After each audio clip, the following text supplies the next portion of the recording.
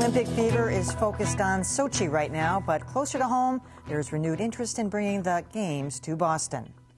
A special commission charged with studying the pros and cons of hosting the 2024 Summer Olympics met yesterday on Beacon Hill. Skeptics point to the hefty price tag, but proponents say the Games could jumpstart improvements to the T and other infrastructure projects.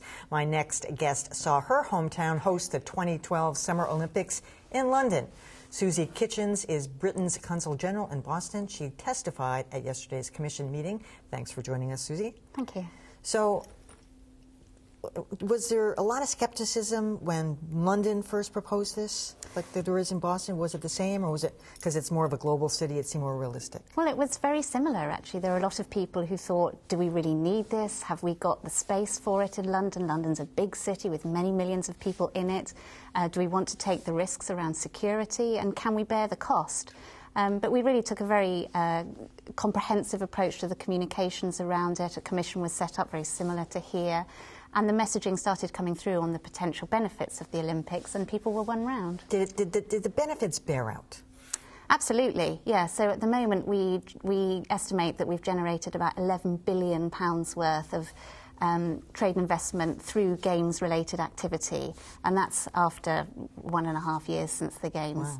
Wow. By 2020, we reckon we could be up to £40 billion worth of economic benefit from the Games. Do you think a Summer Olympics is easier to host than a winter because of the infrastructure and all that stuff?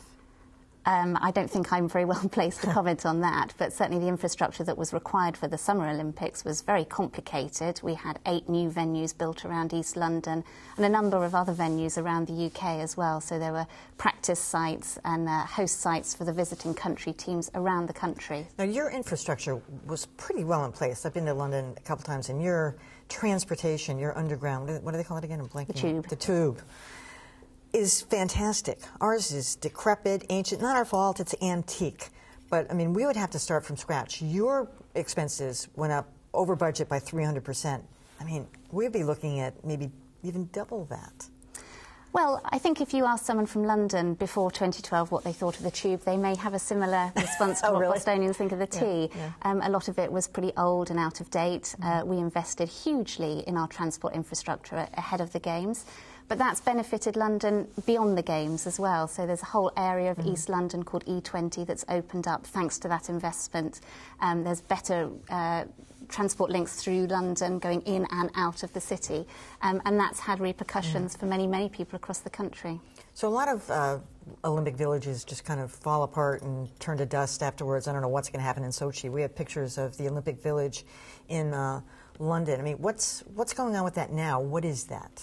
Well, that's now affordable housing, so some 800 families are being put up. 800? Yeah. That's not very many. Well, it's a fair size for a new community in London. So this is an area of East London that really wasn't very heavily populated before. It's now thriving with space for young families and professionals. There are jobs that have been created there.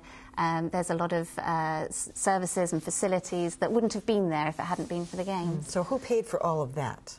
Well, we had a partnership between government and the private sector in paying for the Games, and government was very heavily involved, but we had an Olympic Delivery Authority which was led by the private sector, similar to the commission composition that you have Which here. we would have to do here, the same thing. Yeah. So wealthy developers chipped in and... Well, and people saw the economic opportunity there. And we had a lot of jobs created, a lot of skills were developed in our workforce because of the Games, and we've brought in huge amounts of investment from around the world. All right, there's a ringing endorsement. Let's go for it. Go for the gold, as you say. All right, Susie Kitchens, thanks so much. Thank you.